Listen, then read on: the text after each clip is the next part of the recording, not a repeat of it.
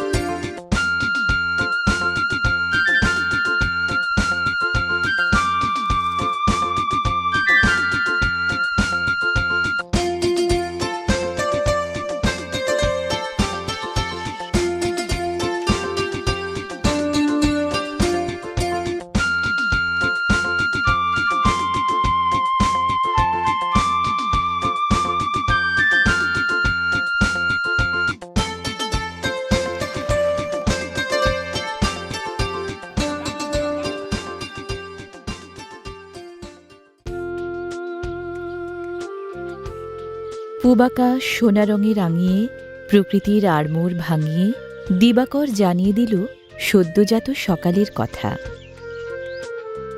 প্রকৃতির সাথে সাথে ঘুম ভাঙে মাটির সন্তান কৃষকেরও।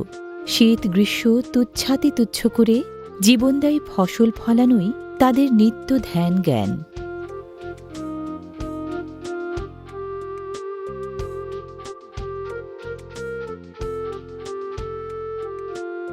এদেরই পরিশ্রমে কঠিন মাটিতেও সোনা ফলে। কঠিন পরিশ্রম কুয়াশা ঘেরা শীত সকালেও ঘাম ঝরিয়ে চকচকে করে তোলে কৃষকের দেহশৈলী। জমি তৈরির অন্যতম পূর্বশর্ত আগাছা বিনাশ। এখানে চলছে তারই তোড়জোড়। বপনের আগে বাদামের বীজ মেপে নেওয়া হল যত্ন সহকারে।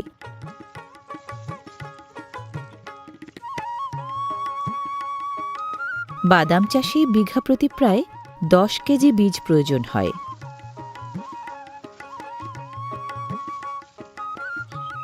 লাইনের দূরত্ব রাখতে হয় 40 সেন্টিমিটার এবং গাছ থেকে গাছের দূরত্ব 15 সেন্টিমিটার। চাষাবাদের বীজও এভাবেই ছড়িয়ে যায় প্রজন্ম থেকে প্রজন্মে। পরিচর্যা জোরদার হলে ফসলও মনমতো মেলে। তাই পরিচর্যার গুরুত্ব বোঝেন কৃষকরা।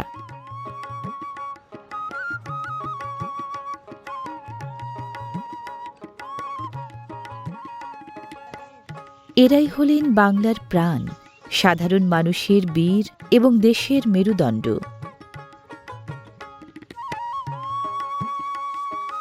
সেচের দারুণ কার্যকরী পন্থা এটি। এটিও এক ধরনের দোন পদ্ধতির সেচ মাধ্যম, যা প্রায় হারিয়ে যেতে বসেছে।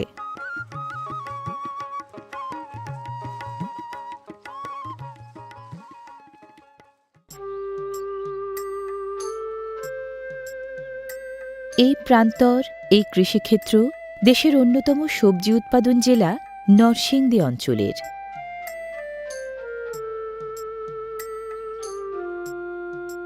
নরসিংদী দেশের অন্যতম বৃহত্তম সবজি উৎপাদন এলাকা।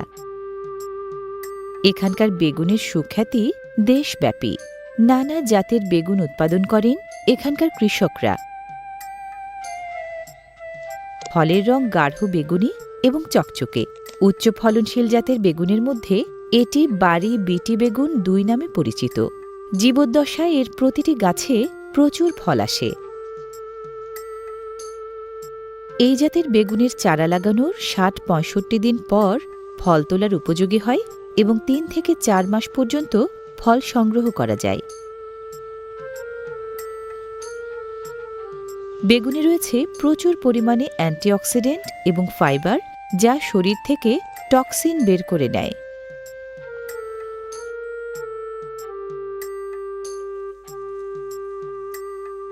কীটনাশকের সীমিত ব্যবহার এবং লাভজনক হওয়ায় এ এলাকার কৃষকেরাও বাড়ি বিটি জাতের বেগুনের চাষাবাদে বেশ আগ্রহী।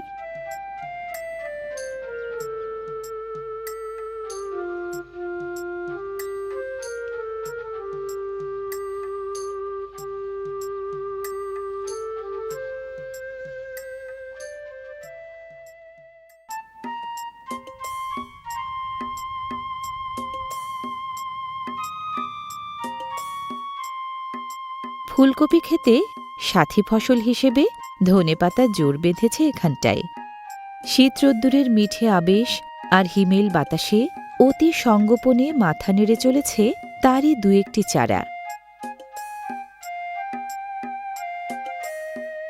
শীত সকালে চনমনে রোদের মিঠে আবেশে চারিদিক আমোদিত। শিশিরের স্নেহচিহ্ন এখনো মোছেনি ফুলকপির পাতা থেকে।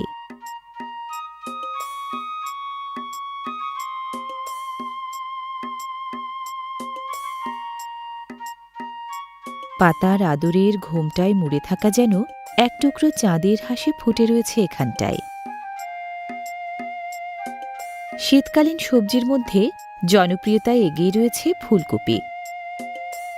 কথিত আছে, নরসিংদীর ফুলকপি খায়নি যারা, ফুলকপির স্বাদই পায়নি তারা।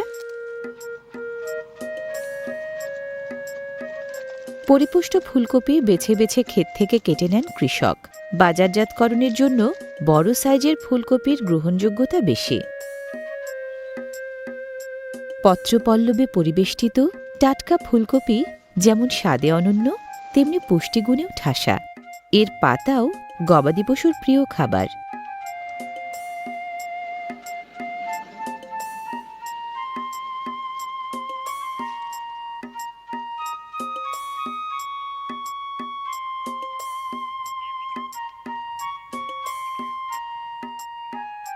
পাতায় পাতায় যেন পাতার সুরক্ষিত এক দুর্গনগরী শীত সবজি বাঁধাকপি।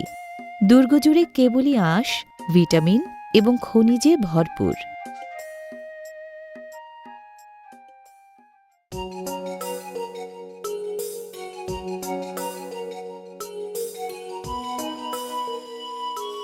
সবুজ পাতার সাগরে যেন সাদা গোলাপি আর বেগুনি রঙের থোকা থোকা ফুলের ঢেউ।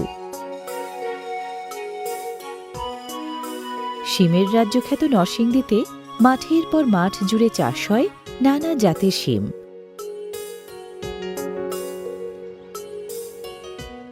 মৌসুমের শুরুতে কচি শিম বাজারে ওঠে, তবে দিন যত যায় ততই পরিপুষ্ট এবং বীজ সমৃদ্ধ শিম বাজারে ওঠানোর চেষ্টা করেন চাষিরা।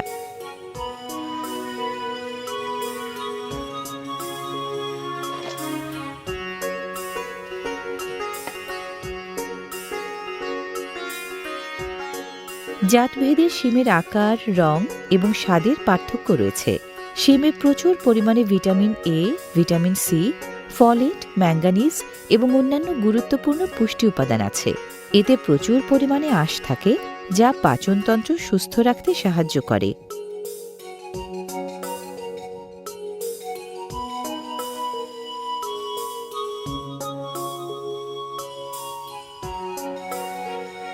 পরিবারের সবাই মিলে খুশি মনে ক্ষেত থেকে শিম তুলছেন বাজারে নেয়ার জন্য।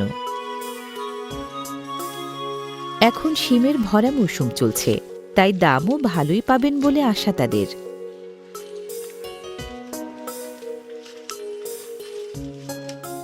নরসিংদীতে উৎপাদিত বিভিন্ন জাতের শিমের মধ্যে নলডগ ও চিটাগাঙ্গা শিমের চাহিদাই বেশি।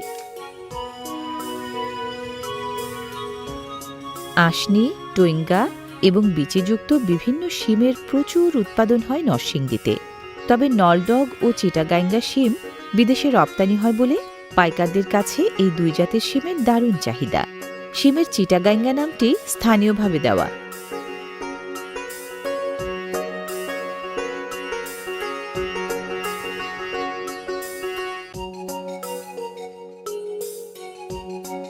শিম উত্তোলন কর্মযজ্ঞে নারী পুরুষ নির্বিশেষে সমানভাবে পরিশ্রম করে চলেছেন।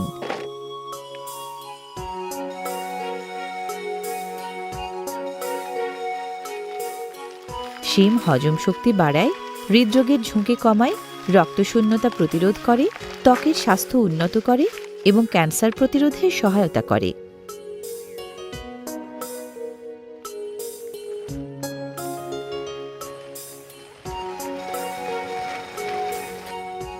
এখানকার শিম সৌদি আরব, দুবাই, কাতার, সিঙ্গাপুর, কুয়েত, মালয়েশিয়া এবং লন্ডনে রপ্তানি হয়। সদ্য টগবগিয়ে ওঠা নধর লাউলতাদের লতিয়ে যেতে বিছিয়ে দেয়া হয়েছে সুতার বিছানা।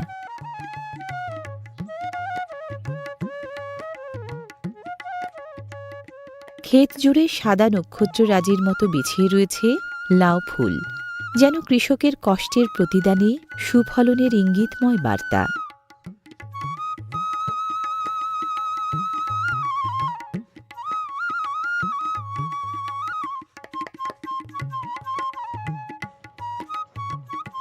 এখানটায় যেন দারুণ কলরবে মত্ত কচি লাউয়ের ছানারা। এর টাটকা সবুজ রং চোখে সতেজতা এনে দেয়। এটা যেন প্রকৃতির শান্তির প্রতীক।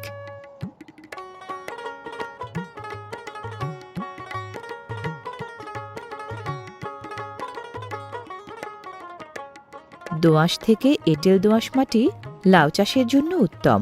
প্রায় সারা বছরই লাউ চাষ করা যায়। কচি লাউ কেবল সুস্বাদুই নয়, এটি শরীরকে সুস্থ রাখতেও সাহায্য করে। সুতার মাচায় মিষ্টি কুমড়ার ডাগর ছানাপোনাদের কলকাকলিও যেন উছলে উঠছে বাঁধ ভাঙা উচ্ছ্বাসের মতো। দেশের অন্যান্য স্থানের মতো উচ্চ ফলনশীল বিভিন্ন জাতের মূলার চাষাবাদ হয় নরসিংদীতে। বর্তমানে শীতকাল ছাড়াও প্রায় সারা বছরই দেখা মেলে এই সবজিটির। মূলায় থাকা ক্যারোটিনয়েডস দৃষ্টিশক্তি ঠিক রাখতে সহায়তা করে।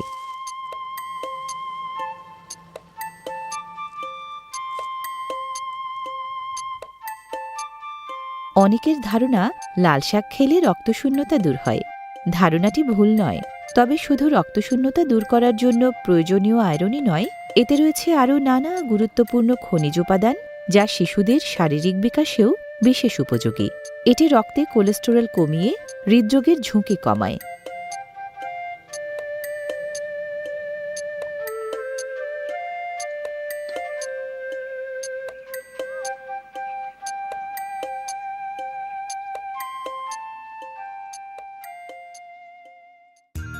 রক্ত বিশুদ্ধ করার অন্যতম গুণসমৃদ্ধ শাক এই বথুয়া বা বৈত্যা শাক।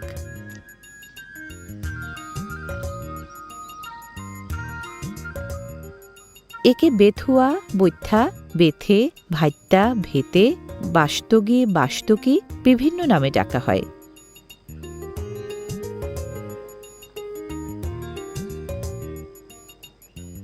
একসময় বিভিন্ন ফসলের সাথে আগাছা হিসেবে এই শাকের দেখা মিলত, তবে এর স্বাদ এবং জনপ্রিয়তার কারণে বর্তমানে এটি ব্যাপক হারে চাষ হয়।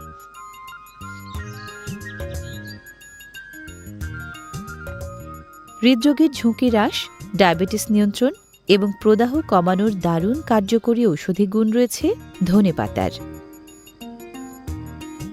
ধনেপাতা পছন্দ করেন না এমন মানুষ খুব কমই আছে। সুনিষ্কাশিত বলে দোআঁশ থেকে এঁটেল দোআঁশ মাটি ধনে চাষের জন্য উপযুক্ত, তবে প্রায় সব ধরনের মাটিতেই চাষ করা যায় ধনে। এর বীজ বোনার ৩০ থেকে ৩৫ দিন পর পাতা সংগ্রহ করা শুরু হয়। সুগন্ধি এই ফসল মাঠ থেকে তুলে সেখানেই ছোট ছোট আঁটিতে বেঁধে ফেলা হয়।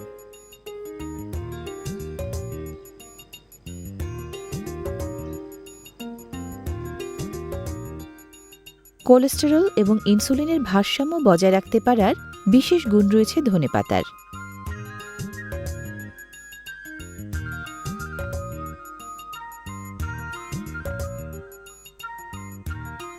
মাঠ থেকে তোলার পর মুঠি বাঁধা ধনেপাতা সরাসরি মাঠ থেকে মেপে মাঠ থেকেই বিক্রি করে দিতে পারেন কৃষকরা।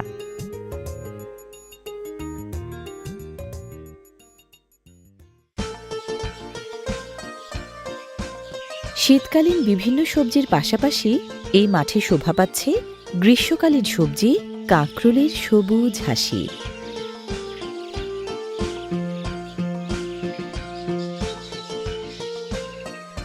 বাজারে বেশ ভালো দামে বিকোয় পুষ্টিগুণে ভরপুর এই সবজিটি। কাঁকরোলে প্রচুর vitamin, mineral, fibre, carbohydrate, antioxidant, lutein এবং জেনান্থিন থাকে, যা স্বাস্থ্যের জন্য দারুণ উপকারী।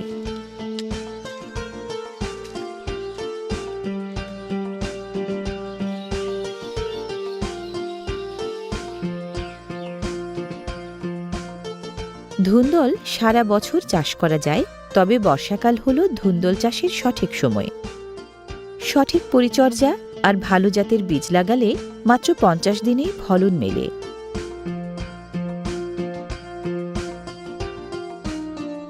মাচা ভর্তি পটলের বাড়ন্ত ফলন।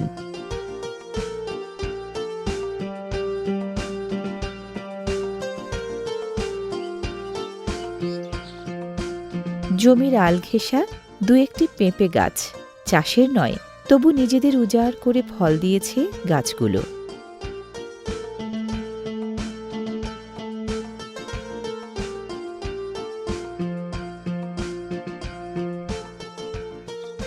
দোআঁশ ও বেলে দোআঁশ মাটি ঢেঁড়স চাষের জন্য ভালো। পানি নিষ্কাশনের সুবিধা থাকলে এঁটেল মাটিতেও চাষ করা যায়। ক্ষেত জুড়ে সুদৃশ্য ঢেঁড়স ফুলের দারুণ সমারোহ, যেন হালকা হলুদ রঙের ফিনিক ফুটেছে।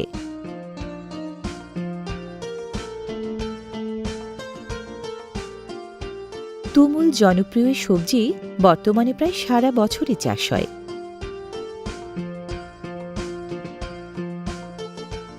নরসিংদীর শিবপুর, বেলাবো, মনোহরদী ও রায়পুরা উপজেলায় সবচেয়ে বেশি সবজি চাষাবাদ হয়।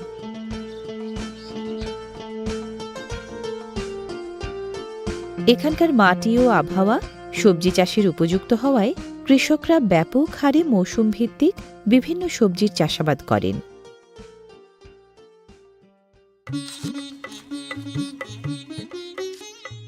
কচুর কন্দ বেড়ে ওঠার জন্য বাড়তি পাতা ছেঁটে দেওয়া জরুরি। কচু চাষে পলি দোআঁশ ও এঁটেল দোআঁশ মাটি বেশি উপযোগী। কচু চাষের জন্য বিখ্যাত নরসিংদীর বেলাবো উপজেলার বিন্নাবাইদ ইউনিয়নের চর কাশিমনগর গ্রাম।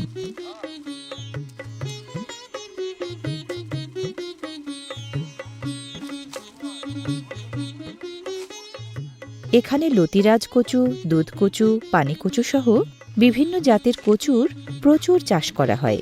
তবে উৎপাদন বেশি হওয়ায় পানি কচুর চাষ তুলনামূলক একটু বেশি হয়।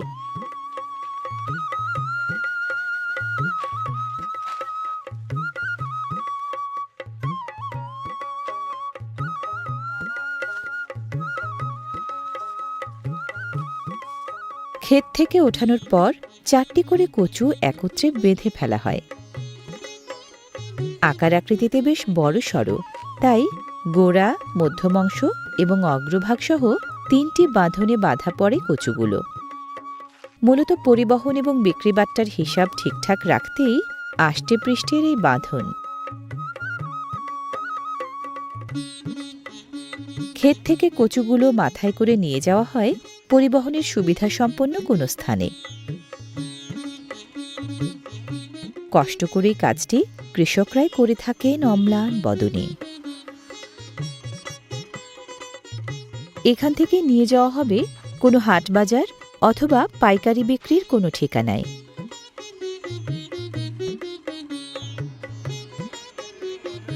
এ অঞ্চলে উৎপাদিত সবজি ঢাকা সিলেট মহাসড়কের পাশে গড়ে ওঠা বেলাবো উপজেলার বারুইচা ও নারায়ণপুর, রায়পুরা উপজেলার জংলি শিবপুর ও মরজাল, শিবপুর উপজেলার শিবপুর, পালপাড়া, যশোর, সৃষ্টিগড় ও কোন্দারপাড়া বাজারে বিক্রি হয় বেশি।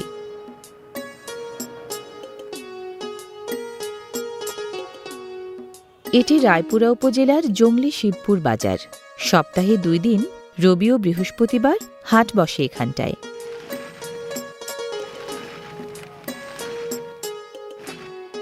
দেশের বিভিন্ন এলাকার পাইকাররা এসে এখান থেকে সবজি কিনে নিয়ে যান। এ হাটে সব শাকসবজি মেলে পাইকারি দরে।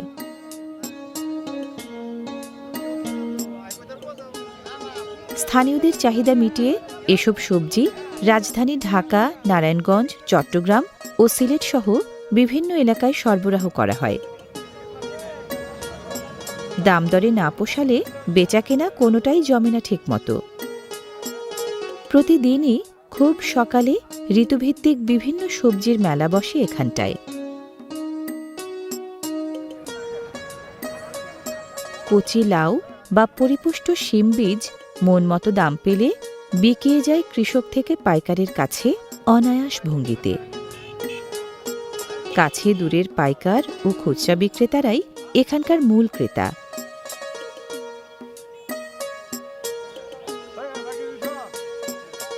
হাইব্রিড জাতের বিভিন্ন টমেটো সহ দেশি জাতের টমেটো হরহামেশা মেলে এই বাজারে।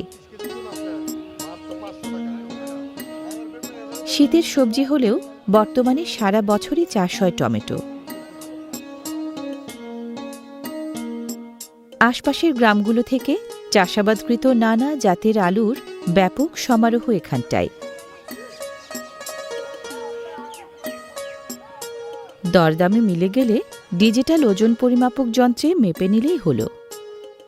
ক্যারেটে বন্দি করে এখান থেকে আলু চলে যাবে দেশের নানা প্রান্তে। শীতের পুষ্টিকর সবজির ভিড়ে একটি অতি পরিচিত ও দারুণ চাহিদা সম্পন্ন সবজি এই পেঁয়াজকলি। নরসিংদীর বিভিন্ন উপজেলায় ব্যাপক হারে চাষাবাদকৃত সবজির মধ্যে অন্যতম গাজর।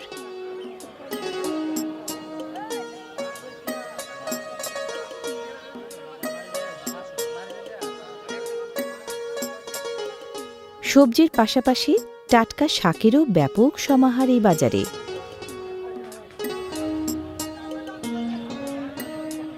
টাটকা শাকসবজির পাশাপাশি বিভিন্ন ধরনের চারাও মেলে এখানে। চারা উৎপাদনে যাদের নানা প্রতিবন্ধকতা রয়েছে তারা এখান থেকে সুবিধামতো চারা কিনে নিতে পারেন।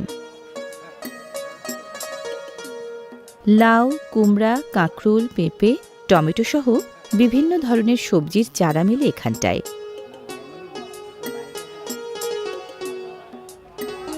দূর দূরান্তে নেয়ার জন্য সবজি ভর্তি ঢোপগুলো একে একে তুলে নেওয়া হয় ট্রাকে।